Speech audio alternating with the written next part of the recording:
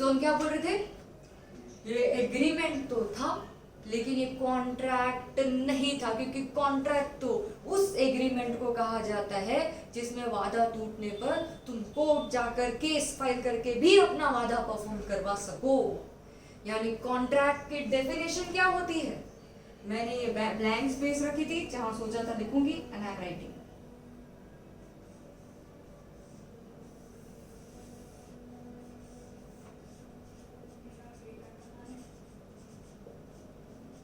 Contract means an agreement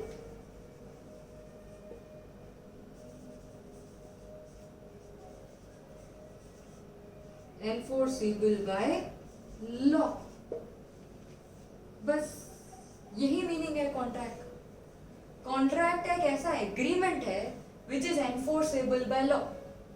enforceable by law का मतलब है एक ऐसा एग्रीमेंट है जिसके टूटने पर लॉ यानी कि कोर्ट में जाकर भी केस फाइल कर भी तुम अपना हक मांग सकते हो। एनफोर्सेबल बाय लॉ का मतलब you have got a legal right, simple as that. You can file a case, आप केस ठोक सकते हो, ठीक है। तो कॉन्ट्रैक्ट क्या होता है, ऐसा agreement which is enforceable by law. ये एग्रीमेंट पप्पा बेटे वाला या पप्पा डॉटर वाला is not enforceable by law, क्योंकि एक ऐसा एग्रीमेंट था डोमेस्टिक एग्रीमेंट, ठीक है। अगला एग्रीमेंट के बारे में सोचें कि क्या ये कॉन्ट्रैक्ट है या नहीं। एग्रीमेंट तो है, कॉन्ट्रैक्ट बनने के लिए एग्रीमेंट होना चाहिए, ऐसा agreement which is enforceable by law, है ना। तो ये एग्रीमेंट तो है, अब सेकंड चीज चेक करनी है, क्या ये ऐसा एग्रीमेंट है जिसमें अगर वादा टूटे तो हम कोर्ट में जाकर भी अपना वादा परफॉर्म करवा सकते। तुमने मुझे चाय पे बुलाया था शेड्यूल बनवाने के लिए, इफ यू रिमेम्बर, मम्मी के हाथ की चाय पिलाएंगे, है ना। 6 बज गए थे शाम के, तुम बन ठन के मेरा वेट कर रहे थे। आपने बोला था मैम सैटरडे को शाम को 6 बजे घर पे आइएगा, शेड्यूल बना के दीजिएगा, पप्पा से प्रॉमिस कर दिया है, मम्मी के हाथ की बढ़िया सी चाय पिलाएंगे और आप बदले में शेड्यूल बना कर देना, प्लीज आ जाओ। मैंने ऑफर एक्सेप्ट कर लिया था सैटरडे शाम को 6 बजे। सैटरडे शाम को 5 बजे से आप तैयारियों में लग गए थे, बेस्ट से बेस्ट टी लेके आए, मान लो रेड लेबल टी लेकर आ गए, तुम की मैम को पिलानी है, अच्छी पिलाएंगे, अच्छी चाय नाश्ता करवाएंगे तो अच्छी सलाह मिलेगी। तुम समोसे ले आए, फिर तुम्हारी मम्मी ने बोला तुम्हारी मैम तो दुबली पतली सी है, डाइट कॉन्शियस लगती है, कुछ हेल्दी स्नैक्स रखो, कुछ हेल्दी रखो। तो तुम फिर मम्मी को कहने लगे यार हेल्दी आप ही घर पे कुछ बना दो अच्छा सा, मम्मी ऑयल फ्री। मम्मी बेचारी नाश्ता बनाने पे लग गई, उसका सामान चाहिए था तो वो लेके आए, समोसे पे खर्च किया, चाय पे खर्च किया, हेल्दी स्नैक्स बनाने पे खर्च किया, फिर तुम बैठे शांति से। फिर मम्मी ने बोला यार तुम्हारी मैम आ रही है, तुम कह रहे हो ऐसे कप्स में चाय पिलाओगे, अच्छे कप में चाय पिलाओ, खुश होकर जाएंगी तो अच्छी सलाह देकर जाएंगी। तुमने कहा बात तो सही है, दौड़े दौड़े गए, तुम बेस्ट से बेस्ट कप्स लेकर आ गए, मग्स लेकर आ गए चाय के। अब तुम आराम से रेडी वेडी होकर 5:45 बजे शाम बैठे हो सारी तैयारी करके। अचानक से 6 बज गए, तुमने कहा ठीक है हम भी तो क्लास में लेट जाते हैं, अभी तो 6 ही बजे है ना, कोई नहीं 10-15 मिनट तो ऊपर नीचे होती है। 6:15 बजे मैं अभी तक नहीं आई, तुमने कहा ठीक है यार हमने भी मैम को लेट जा जाकर सताया है, मैम का दिन है सताने दो, थोड़ा वेट कर लेते हैं हम भी। 6:15 के 6:30 बजे में नहीं आई, तुमने 6:30 तक पेशेंस रखा। 7 बज गए देखते ही देखते, अब तुम समझ गए कि मैम तो निकली धोखेबाज, उन्होंने तोड़ा वादा। तुम बड़े गुस्से में, तुमने बनाए सारी चीजों के बिल, सारी चीजों के बिल लाए, समोसे वाले से बिल लाए, चाय वाले से बिल लाए, कप वाले से बिल लाए, उनको करा अटैच। अगले दिन क्लास में आके छुट्टी में मैम ये बिल है चुकता कर लेना। मैंने किस चीज का बिल है, तुम कह रहे हो मैम आपने वादा तोड़ा है, उसका हर्जाना है, आप नहीं आए उसकी वजह से मेरा ही नुकसान हुआ। And I like what a joke, तुमने मेरा लॉ तो पढ़ा लेकिन ढंग से नहीं पढ़ा बेटा, शायद ये तो सोशल इन्विटेशन हुआ। अगर तुम चाय पे बुलाने वाले वादे को तोड़ने को लेकर मुझे जेल में डालोगे तो बेटा जेल तो ओवरफ्लो हो जाएगी। इसका मतलब जब वेडिंग इनविटेशन कार्ड तुम्हारे घर पे कोई देकर जाता है और तुम नहीं जाते उनकी शादी में, तो उन्होंने तुम्हारे घर के 4 लोग गिन के जो 4 प्लेटें रखवाई थी ना बेटा 300 रुपए वाली, उसका हर्जाना मांगे तुमसे आके, या वो ना भरने पे तुम्हें जेल में डलवाए? Are you getting my point? ये सिर्फ हम जब समाज में रहते हैं तो एक दूसरे को चाय पे बुलाना, एक दूसरे के घर जाना, एक दूसरे को शादी या छोटे मोटे घर के और फंक्शंस पे बुलाना, ये सामाजिक रिश्ते मेंटेन करना है। These all come under social invitation. इसमें अगर कोई नहीं आता तो आप उनको कोर्ट में लेकर नहीं आ सकते बेटा। अगली बार आप मत आ जाना, और क्या। या आपका दिल बड़ा है, यू कैन अंडरस्टैंड सामने वाले का hardship, just let it go and keep your friendship alive, simple as that. चाय पे ना आने पे, ये वादा तोड़ने पे तो मुझे कोई केस ठोक कर ये वादा परफॉर्म नहीं करवा सकते, ना मुझसे इसका नुकसान भरपाई करवा सकते हो। ये एग्रीमेंट तो है लेकिन लीगली एनफोर्सेबल नहीं है, यानी तुम्हें लीगल राइट नहीं दिला सकता वादा टूटने पर। तो ये भी कॉन्ट्रैक्ट नहीं बन सका। सही बात है। फिर है सुपारी वाला, इसमें तो मुझे कुछ समझाने की जरूरत ही नहीं है, तुम्हारे मन में यहाँ पर क्वेश्चन उठना चालू हो चुका था। ये तो गैर कानूनी है, ये वादा तो इलीगल है।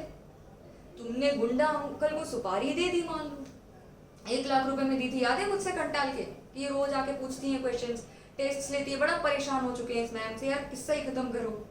अब वो अंकल ने एम तो किया था मेरी तरफ, बट अनफॉर्चुनेटली वो गन की गोली ऐसे ही वॉल पे गई और मैं बच गई। और अगले दिन सुबह फिर आकर तुम्हारे सामने खड़ी रह गई तुम्हें टॉर्चर करने के लिए। और तुमने पता ही क्या किया था, 1 लाख एडवांस दे दिया था अंकल को। जैसे ही अगले दिन सुबह तुम खुश होकर क्लास में आ रहे थे कि आज तो मैम से छुटकारा, तुम्हारे सामने मैम खड़ी थी। 2 मिनट तुम सोच में पड़ गई ये भूत है या असली है। Then when you came to know ये असली है तो तुम्हें फील हुआ कि तुम्हारे साथ धोखा हुआ। सुपारी तो ली गुंडा अंकल ने, लेकिन मुझे मारा नहीं। और अब क्योंकि एक बार अटेम्प्ट फेल हो चुका है तो दोबारा हिम्मत नहीं करेंगे, क्योंकि पुलिस में कंप्लेंट जा चुकी होगी।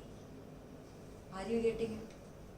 सवाल आता है तुम्हारा जो वादा टूटा, इन्होंने तुमसे 1 लाख रुपए तो ले लिए, लेकिन तुम्हारे ऑफर में जो काम करके देने का वादा किया था मुझे टपकाने का, वो तो पूरा किया ही नहीं। तो क्या तुम इनको कोर्ट में ले जाओगे? चलो मान लो तुम ले गए, जज को बोलते हो अंकल, जज अंकल हमने इनको सुपारी दी थी, इनको बोलो सीमा मैम को मारे, अभी के अभी मर्डर करें उनका। पॉसिबल है ऐसा?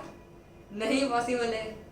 जज बोलेगा बेटा इधर आ, पहले तो तुम जेल में जाओ, फिर उस सुपारी वाले अंकल को जेल में डालो। जज से कह रहे हो कि गुंडा को बोलो कि सीमा मैम को मारने का वादा किया था वो परफॉर्म करके दे।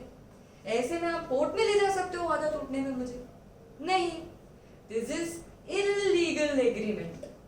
ये भी एग्रीमेंट था, जहां पर ऑफर था, एक्सेप्टेंस था, प्रॉमिस था, तो ये एग्रीमेंट था। लेकिन ये ऐसा एग्रीमेंट नहीं था जो एनफोर्सेबल बाय लॉ हो, जो आपको लीगल एक्शन दिलाए वादा टूटने पे। तो ये भी कॉन्ट्रैक्ट नहीं बन सका।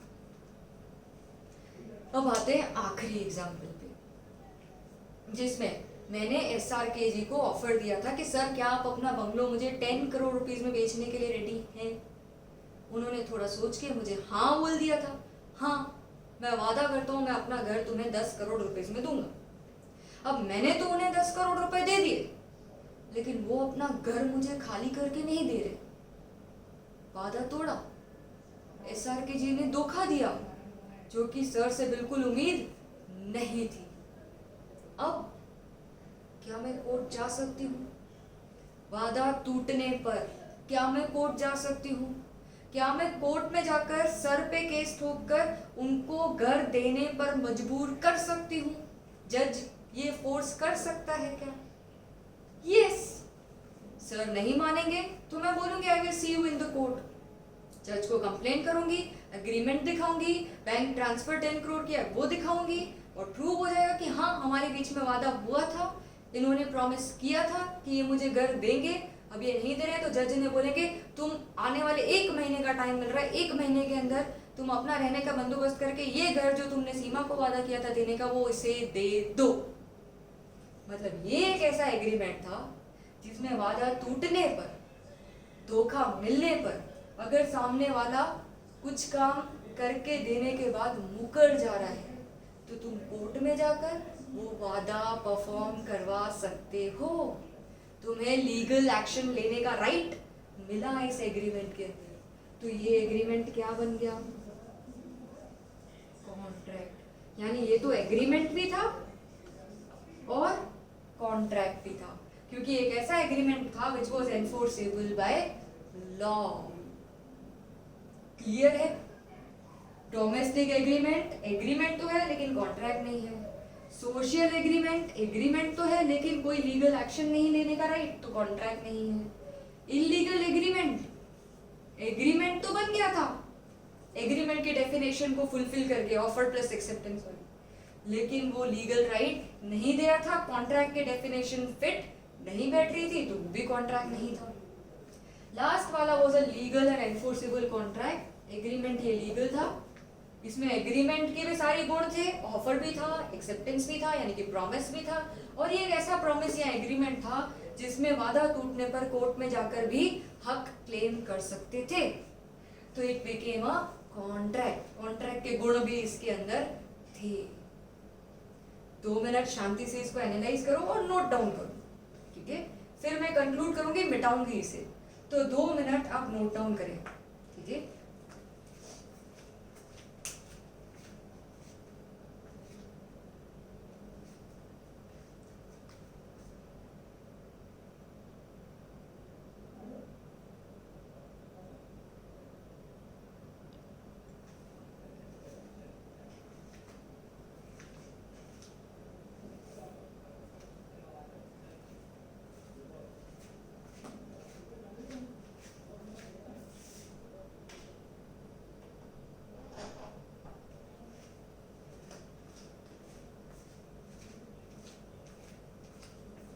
Yes, I am rubbing it. यानी गाइस यहां से ना बहुत सारे कंक्लूजन्स निकलते हैं, ठीक है? क्या इस पूरी कहानी से मैं ये निष्कर्ष या नतीजे पे पहुंच सकती हूं? पहला, contract is equal to agreement. Contract कहलाने के लिए 2 चीजें होनी चाहिए, agreement plus enforceable by law. दूसरी चीज,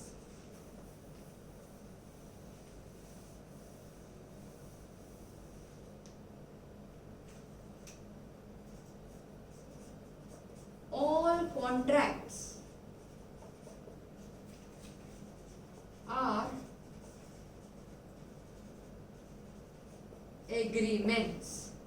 ये बोल सकती हूँ कि सारे कॉन्ट्रैक्ट एग्रीमेंट तो होते ही हैं, बोल सकती हूँ यस, क्योंकि कॉन्ट्रैक्ट कहलाने के लिए पहले एग्रीमेंट होना चाहिए।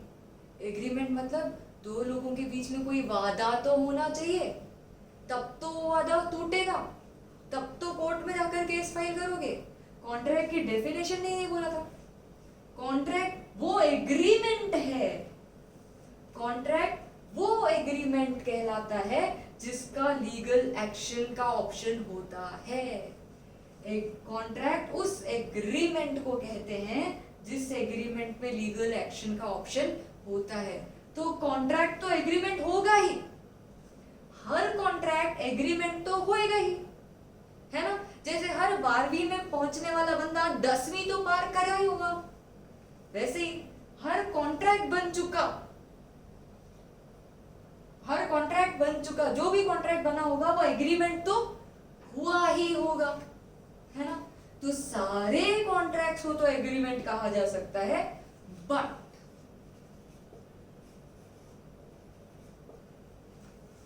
all agreements are not necessarily a contract। मतलब हर कॉन्ट्रैक्ट तो एग्रीमेंट होता है, लेकिन हर एग्रीमेंट कॉन्ट्रैक्ट हो ये जरूरी नहीं होता। आई रिपीट, लेकिन हर एक एग्रीमेंट कॉन्ट्रैक्ट बने या कहलाए ये जरूरी नहीं होता। पप्पा के साथ वाला एग्रीमेंट कॉन्ट्रैक्ट कहलाएगा क्या? नहीं। चाय पे बुलाने वाला एग्रीमेंट कॉन्ट्रैक्ट कहलाएगा क्या? नहीं। सुपारी वाला एग्रीमेंट कॉन्ट्रैक्ट कहलाएगा क्या? नहीं। SRK का घर वाला कॉन्ट्रैक्ट एग्रीमेंट कॉन्ट्रैक्ट कहलाएगा। मतलब हर एग्रीमेंट कॉन्ट्रैक्ट कहलाए ये जरूरी नहीं होता। But all agreements are not necessarily a contract. सारे कॉन्ट्रैक्ट तो एग्रीमेंट होते हैं, लेकिन हर एक एग्रीमेंट कॉन्ट्रैक्ट नहीं होता। ये 4 मार्क्स में एक्सप्लेन करने को, इलैबोरेट करने को आता है गाइस। और तुम समझ चुके हो इस एग्जाम्पल के थ्रू, इन 4 के एग्जाम्पल्स के थ्रू। ठीक है, आज का सेशन यही कंक्लूड करते हैं कि आज हमने क्या क्या सीखे, कितनी डेफिनेशन सीखी। कल फिर मिलेंगे नए सेशंस में, नए डिस्कशंस, नए टॉपिक्स के साथ। आज का कंक्लूड कर देते हैं क्विकली। सबसे पहले हमने प्रॉमिस का मतलब सीखा, है ना? क्या था प्रॉमिस का मतलब? जिसको ऑफर दिया गया हो, वो जब ऑफर को हामी भर दे तब कहा जाता है कि ऑफर एक्सेप्ट हो चुका है। एंड ऑफर जब एक्सेप्ट हो जाता है तो कहलाया जाता है प्रॉमिस। फिर हमने एग्रीमेंट पढ़ा। हर प्रॉमिस या सेट ऑफ प्रोमिसेस जिसमें कि एक दूसरे को बदले में कुछ देने की बात हो, उसे कहा जाता है एग्रीमेंट। तो agreement is equal to promise. और इन दोनों ही डेफिनेशंस की इक्वेशंस बनाई थी। इसका मतलब promise is offer plus acceptance, agreement is equal to promise, यानी कि agreement is equal to offer plus acceptance. Consideration का मतलब भी बीच में हमने समझा था। कंसीडरेशन का मतलब था क्विड प्रो क्वो, यानी कि समथिंग इन रिटर्न, कुछ दो बदले में कुछ लो, एक हाथ दे एक हाथ ले। क्या था? Quid pro quo, something in return. Quickly हमने ये टॉपिक समझा था। फिर हम आए थे एग्रीमेंट्स में डिटेल करने कि अलग अलग तरह के एग्रीमेंट्स होते हैं, वो हम समझ रहे थे डेफिनेशन में फिट कर करके, जस्ट लाइक हमने ऑफर का किया था। तो हमने सीखा डोमेस्टिक एग्रीमेंट होते हैं, सोशल एग्रीमेंट्स होते हैं, इलीगल एग्रीमेंट्स होते हैं और कुछ लीगल एग्रीमेंट्स होते हैं। और यही करते करते हमको समझ आ गया कि कॉन्ट्रैक्ट किसे कहते हैं। तो हमने सीखा contract is, it means an agreement enforceable by law. वो एग्रीमेंट जो हमें वादा टूटने पे कानूनी हक दिलाता है या दिला सकता है। ठीक है, फिर हमने इसमें से भी इक्वेशन बनाई। यार हमको चैन नहीं मिलता। हमने कहा तो सिंपल सिंपल ये बोले कि कॉन्ट्रैक्ट बनने के लिए 2 चीजें चाहिए, 2 सामग्री चाहिए, agreement plus enforceable by law. फिर इस पूरे किस्से से हमें ये समझ में आया कि हर एक कॉन्ट्रैक्ट तो एग्रीमेंट कहलाएगा ही। हर कॉन्ट्रैक्ट को एग्रीमेंट बोल सकते हो, लेकिन हर एग्रीमेंट को कॉन्ट्रैक्ट बोला जा सके ये जरूरी नहीं। कुछ एग्रीमेंट कॉन्ट्रैक्ट बनते हैं, कुछ एग्रीमेंट कॉन्ट्रैक्ट नहीं बनते हैं। ओके गाइस, क्लियर है? अगले सेशन में जब आप आएंगे तो यू हैव अ होमवर्क। ये सारा सेशन आप रिवाइज करेंगे, यानी कि अपनी बुक से पढ़ के रिवाइज करेंगे। डेफिनेशंस मैंने लिखी है वो आप जरूर नोट डाउन करेंगे। ठीक है, पूरा रिवाइज करेंगे और अगले सेशन के पहले थॉरली प्रिपेयर करके आएंगे। Keep reading, keep learning, take care, stay home. Thank you guys.